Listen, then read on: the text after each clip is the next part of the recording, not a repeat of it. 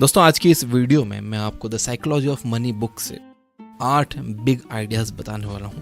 तो बिना किसी डीले के हम डायरेक्ट काम की बात पर आएंगे। और पहला बिग आइडिया है यू डोंट नो एवरीथिंग। हम हमारे एक्सपीरियंसेस के बेस पर कोई भी राय बनाते हैं। थोड़े से एक्सपीरियंस पर कई लोग ये मानने लग जाते हैं कि उन्हें इस दुनिया के बारे में सब कुछ पता है, लेकिन वो ये बात भूल जाते हैं कि दुनिया में 800 करोड़ लोग हैं और हर इंसान की अपनी अपनी अलग राय है और हर कोई अपनी दुनिया में सही भी है। एक चीज जो किसी को बिल्कुल सही लग रही हो वो हो सकता है कि किसी और को पागलपन लगे। The psychology of money book में ऑथर मॉर्गन हाउसेल कहते हैं कि पैसों के लेकर आपका एक्सपीरियंस दुनिया में जो कुछ भी हुआ है उसका 0.0000001% हो सकता है, लेकिन 80% एक्सपीरियंस आपका वो होता है जो आप सोचते हो कि दुनिया कैसे चलती है। यानी आसान शब्दों में कहें कि हम ज़्यादातर वही बातें मानते रहते हैं जो हमारे बिलीफ में बैठी हुई है। जैसे अगर किसी के अंकल को 20 साल पहले स्टॉक मार्केट में नुकसान हो गया था तो हम ये मान के बैठ जाते हैं कि स्टॉक मार्केट में सिर्फ नुकसान ही होता है। जैसे अगर किसी के मामा को रियल एस्टेट में नुकसान हो गया तो हम ये मान कर बैठ जाते हैं कि रियल एस्टेट में तो नुकसान ही होता है। किसी के भाई का बिजनेस डूब गया तो हम ये मान के बैठ जाते हैं कि बिजनेस तो बिल्कुल नहीं करना है। एक और एग्जांपल देता हूँ। 1970 में पैदा हुए लोगों ने इंडेक्स फंड का बूम देखा होगा। उन्हें इंडेक्स फंड सबसे अट्रैक्टिव इन्वेस्टमेंट लगेगा, जबकि 90s में पैदा होने वाले लोगों को क्रिप्टो करेंसी अट्रैक्ट कर सकती है। तो कहने का मतलब यह है कि आपको खुद को लिमिट नहीं करना चाहिए। आपको सिर्फ अपने एक्सपीरियंसेस के बेस पर फाइनेंशियल डिसीजन नहीं लेने चाहिए, बल्कि आपको फाइनेंशियल किताबें पढ़नी चाहिए, वीडियोस देखनी चाहिए, सेमिनार्स अटेंड करने चाहिए, जहां से भी आप दूसरों के एक्सपीरियंसेस से सीख सकते हो, जहां से भी आपको और इन्फॉर्मेशन मिल सकती है। आपको पूरी कोशिश करनी चाहिए वो इन्फॉर्मेशन लेने के लिए, और फिर आपको अपने फाइनेंशियल डिसीजन इस इन्फॉर्मेशन और एक्सपीरियंसेस के बेस पर लेने चाहिए, इमोशन के बेस पर नहीं। Second big idea, nothing is as good और as bad as it seems. ये दुनिया इतनी ज्यादा कॉम्प्लिकेटेड है कि हमारा दिमाग भी इसे पूरी तरह से समझ नहीं सकता, और अक्सर हमारे एक्शंस के रिजल्ट्स हमारे हाथ में नहीं होते। हमारा रिजल्ट्स पर कोई कंट्रोल नहीं होता। जैसे कि मान लो कि कोई एंटरप्रेन्योर है, उसने एक बहुत अच्छा प्रोडक्ट बना लिया है। अब उसे लग रहा है कि टाइमिंग भी सही है और कंज्यूमर सेंटिमेंट भी उसके फेवर में, लेकिन कोई डिजास्टर आ जाता है और सारा मार्केट डिस्टर्ब हो जाता है और उस एंटरप्रेन्योर का प्लान बेकार हो जाता है, जैसे कि 2020 में कोविड के दौरान हुआ था। ऐसे रिस्क का कोई अंदाजा नहीं लगा सकता। ऑथर मॉर्गन हाउसेल कहते हैं कि नथिंग इज एज गुड और as bad as it seems, यानी जो दिख रहा है वो उतना अच्छा या उतना बुरा नहीं होता। जब भी आप फाइनेंशियल डिसीजन लो, चाहे खुद के लिए या दूसरों के लिए, आपको उसमें लक और रिस्क को ध्यान में रखना चाहिए। कोई भी एक सक्सेस स्टोरी सुनकर, किसी की स्टोरी फोर्ब्स में देखकर डिसीजन नहीं लेना चाहिए, या किसी का एक फेलियर सुनकर आइडिया भी ड्रॉप नहीं करना चाहिए। हो सकता है कि उन लोगों को किसी आउटसाइड रीजन की वजह से सक्सेस मिली हो या फेलियर मिला हो। इसे सर्वाइवरशिप बायस कहते हैं। इस पर मैंने एक बहुत इन्फॉर्मेटिव वीडियो बनाई है जो आपके सोचने का तरीका बदल देगा। मैं यहाँ आई बटन में लिंक दे दूंगा, डिस्क्रिप्शन में भी दे दूंगा, आप वो जरूर देखना।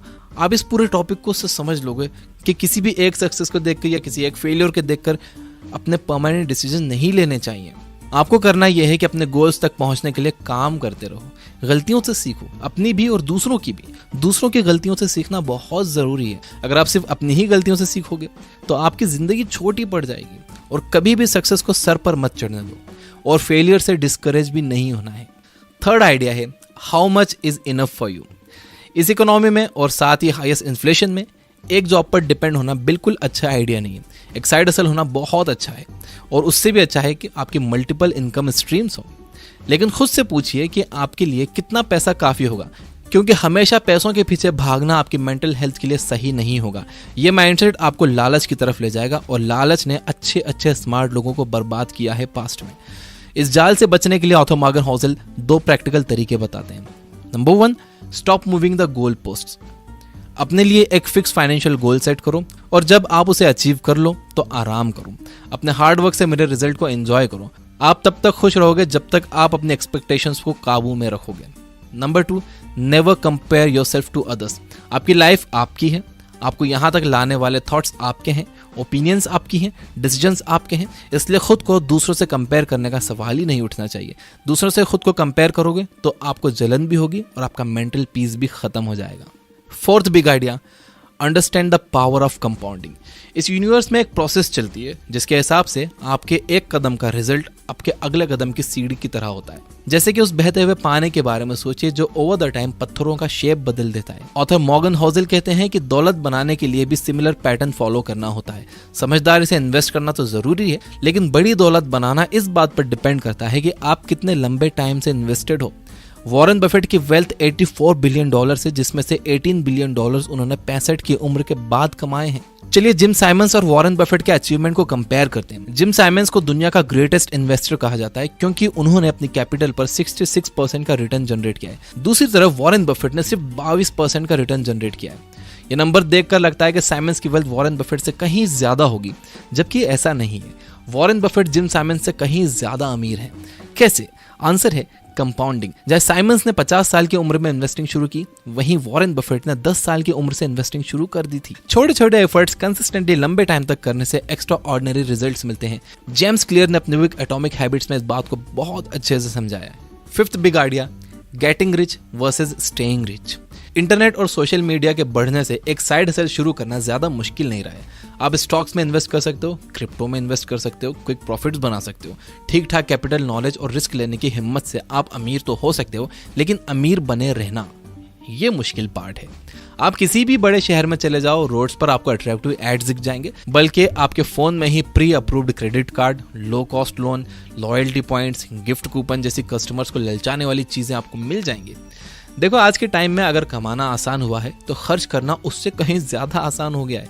ऑथर कहते हैं कि अपनी दौलत बचाने का तरीका है आप बहुत सोच समझकर खर्च करो। आपको ये मानकर कभी नहीं चलना चाहिए कि कल जो आपको सक्सेस मिली थी वो आने वाले कल में भी मिलेगी। ज्यादा सेटिस्फाइड नहीं होना है। आपको अपना हर फाइनेंशियल डिसीजन उसी सोच समझ के साथ लेना है, उतनी ही रिसर्च करके लेना है जितना आपने पहला फाइनेंशियल डिसीजन लेते टाइम सोचा था। अगर आप ये वीडियो देख रहे हो तो मैं ये मान सकता हूँ कि आप भी मेरी तरह एक आम इंसान हो जो पूरी कोशिश कर रहा है बेटर फाइनेंशियल डिसीजन लेने की। इस दुनिया का इकोनॉमिक सेटअप कुछ इस तरह का है कि हमारे जैसे आम लोगों के हाथ में ये नहीं होता कि हमारे पैसों के साथ क्या होगा।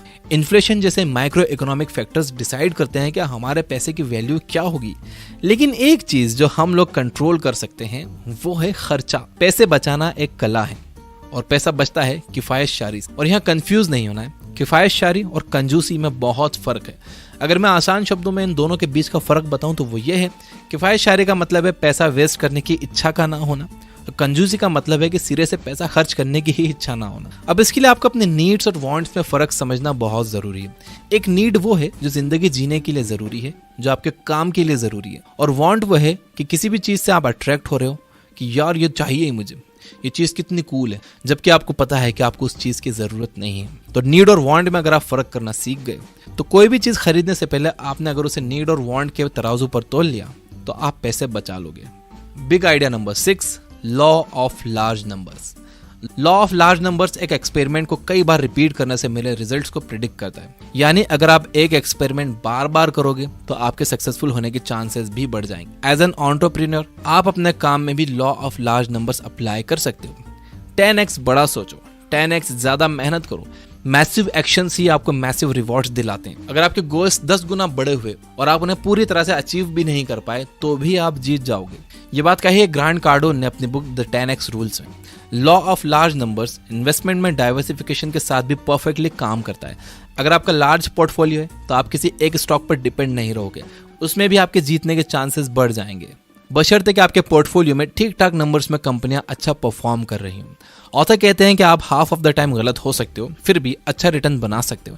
यही बात मेरे साथ इन्वेस्टमेंट में सच हुई है। मेरे स्टॉक पोर्टफोलियो में 14 स्टॉक्स हैं, जिसमें से 7 लॉस में चल रहे हैं, और जो बाकी के 7 हैं जो प्रॉफिट में चल रहे हैं, उन्होंने मेरे ओवरऑल इन्वेस्टमेंट का, मेरे ओवरऑल कैपिटल का 40% रिटर्न दिया है। एंड 40% रिटर्न बहुत बड़ी चीज़ है। तो आपको पैसा कमाने के लिए परफेक्ट होने की जरूरत नहीं है। आधा टाइम आप गलत होकर भी अच्छा पैसा कमा सकते हो। Big idea number 7, be time rich. आपको क्या लगता है ज्यादा पैसा कमाने का अल्टीमेट बेनिफिट क्या है? क्या यह फेम है या कुछ भी खरीद सकने की पावर है? ऑथर मॉर्गन होज़ल कहते हैं कि पैसा का ग्रेटेस्ट डिविडेंड है आपका अपने टाइम पर कंट्रोल होना। कई स्टडीज ने यह बात साबित की है कि जो लोग खुद को खुश मानते हैं उनके पास टाइम की फ्रीडम होती है। वो लोग अपनी मर्जी से कहीं भी आ जा सकते हैं, कोई भी काम कर सकते हैं। वो किसी एक चीज से बंधे हुए नहीं होते कि यहाँ रोज 8 घंटे देना ही है। एंड इसलिए पैसा जरूरी है। पैसा होने का मतलब है कि आपके पास लाइफ में ऑप्शंस होंगे। इसका मतलब है कि आपको एक टॉक्सिक वर्क प्लेस में जबरदस्ती बैठना नहीं पड़ेगा। इसका मतलब है कि जब आप अच्छा फील नहीं कर रहे तब भी आपको खुद को काम पर जाने के लिए फोर्स नहीं करना पड़ेगा। ऑथर कहते हैं कि हाईएस्ट फॉर्म ऑफ वेल्थ ये एबिलिटी है कि आप रोज सुबह उठकर ये कह सको कि आज मैं जो चाहूं वो कर सकता हूं। तो सबसे पहले आपका गोल होना चाहिए एक इमरजेंसी फंड बनाने का, यानी इतना पैसा जमा कर लो कि अगर 6 महीने तक आप कोई भी काम ना करो तब भी आप आसानी से सरवाइव कर सको। जब आपके पास ये फंड तैयार हो जाए उसके बाद आप अपने नेक्स्ट स्टेप के बारे में सोचो। उसके बाद आप सोचो कि आपको जॉब छोड़कर कुछ करना है नहीं करना है, उसके बाद आप रिस्क लो। पहले इमरजेंसी फंड बनाना बहुत ज़रूरी है। अल्टीमेटली आपका गोल आपके अर्निंग को अपनी लाइफ के साथ जोड़ने का होना चाहिए, यानी एक ऐसी लाइफ जिसमें आपका अपने टाइम पर कंट्रोल हो। यानी आपका गोल होना चाहिए इस तरह से पैसा कमाने का कि जिसमें आपका अपने टाइम पर कंट्रोल हो, यानी आपको अपने काम में पूरे टाइम नहीं लगा रहना पड़े, आपको काम करने रोज नहीं जाना पड़े। याद रखिए कि सिर्फ बेशुमार पैसा कमाना काफ़ी नहीं है, आपके पास उसके रिटर्न्स एंजॉय करने के लिए टाइम भी होना चाहिए। बिग आइडिया नंबर 8, ये आइडिया मैंने अपने पर्सनल चैनल पर भी थोड़े दिन पहले बताया था। Luxury is normal. आपने सड़क पर कई बार कोई शानदार स्पोर्ट्स कार देखी होगी। अब जरा आप ये याद करने की कोशिश करो कि उस कार को जो इंसान चला रहा था क्या वो आपको याद है। 99% चांसेस है कि आपको बस अपना एक्साइटमेंट याद होगा कि आप उस कार को देखकर कितने एक्साइटेड हुए थे, लेकिन उस कार को कौन चला रहा था ये आपको बिल्कुल याद नहीं होगा। Luxury items definitely eye catching होते हैं और यही उनका पर्पस भी होता है। ऑथर कहते हैं कि आप अपने लग्जरी आइटम से जितने इंप्रेस होते हो उतना और कोई इंप्रेस नहीं होता। ऑथर कहते हैं कि आपको लगता है कि लोग आपका लग्जरी आइटम देखकर आपसे इंप्रेस हो रहे हैं, जबकि आपसे इंप्रेस कोई नहीं होता। डे टू डे लाइफ में आपको एक कार की जरूरत होती है, सिर्फ किस लिए? पॉइंट ए से पॉइंट बी जाने के लिए। एक नॉर्मल कार भी आपको पॉइंट ए से पॉइंट बी ले जाएगी और एक फेरारी भी सेम काम करेगी। फर्क यह है कि फेरारी के लिए बहुत ज्यादा पैसा लगता है और उसे मेंटेन करने के लिए और भी ज्यादा पैसा लगता है। सारे स्टेटस सिंबल सेम होते हैं, टेम्पटिंग होते हैं, बट अल्टीमेटली पॉइंटलेस होते हैं। आपको ये बात याद रखना होगी कि लग्जरी आइटम्स एक्चुअल में लाइबिलिटीज हैं, एसेट्स नहीं। ये चीजें आपकी जेब से पैसा निकालती हैं, डालती नहीं है। ऑथर कहते हैं कि गरीब होने का सबसे आसान तरीका है कि अमीर होने का दिखावा किया जाए। अब इसका मतलब ये बिल्कुल नहीं है कि आपको लग्जरी कार्स बिल्कुल ही नहीं खरीदने चाहिए। रैपर जेजी ने एक बड़ी अच्छी बात कही है कि अगर आप किसी चीज को 2 बार नहीं खरीद सकते तो इसका मतलब यह है कि आप उसे अफोर्ड नहीं कर सकते। एक और रूल है the 30 day rule. I don't know ये किसने बनाया।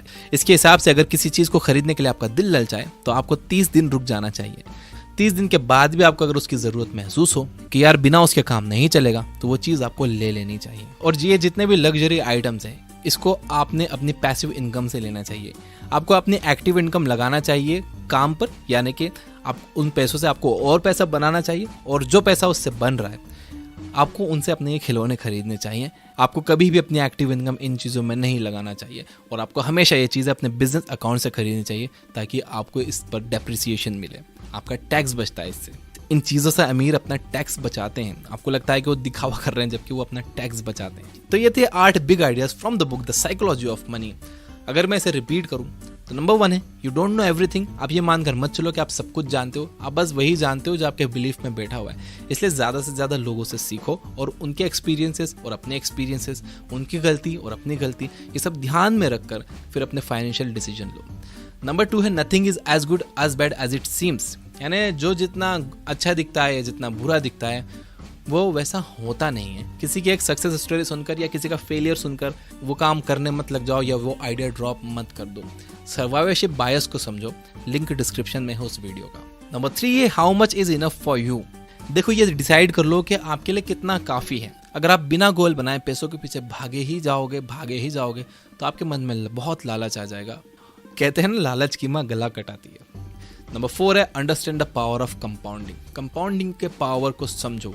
देखो ज़्यादा रिटर्न बनाने से ज़्यादा ज़रूरी ये है कि आप कितने लंबे टाइम तक इन्वेस्टेड हो।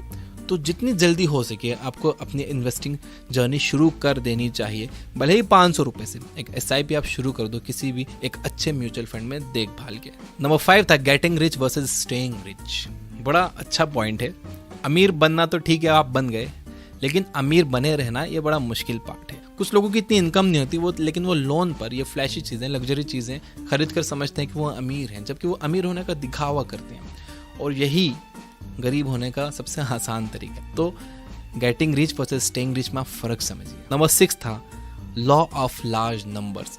आप जितनी ज़्यादा बार किसी काम को करोगे उतने ज़्यादा चांसेस आपके बन जाएंगे अच्छे रिजल्ट्स प्रोड्यूस करने के। जैसे कि मैं जितनी कंसिस्टेंटली जितनी ज़्यादा वीडियोस अपलोड करूँगा तो चांसेस मैं अपने बढ़ा लूँगा कोई भी वीडियो वायरल होने के। अगर मैं करूँगा ही नहीं तो कोई वीडियो चलेगी कैसे? करता रहूँगा तो चांसेस बढ़ जाएंगे वीडियोस चलने के। नंबर 7 था बी टाइम रिच।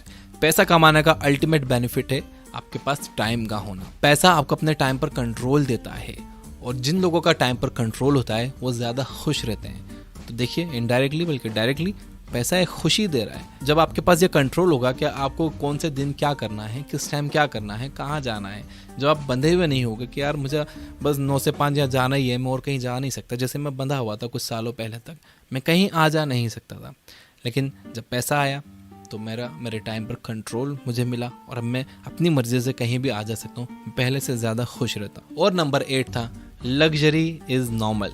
याद रखिए कि अगर आप कोई बस दिखाने के लिए कार खरीदने की सोच रहे हो, कोई भी चीज़ दिखाने के लिए खरीदने की सोच रहे हो, लोग उससे इम्प्रेस नहीं होते, लोग आपको नहीं देखते, लोग आपकी वो गाड़ी देखते हैं। आप अपनी वैल्यू बढ़ाओ कि आप पैदल भी चलो तो लोग आपको देखें, आप साइकिल पर भी चलो तो लोग आपको देखें।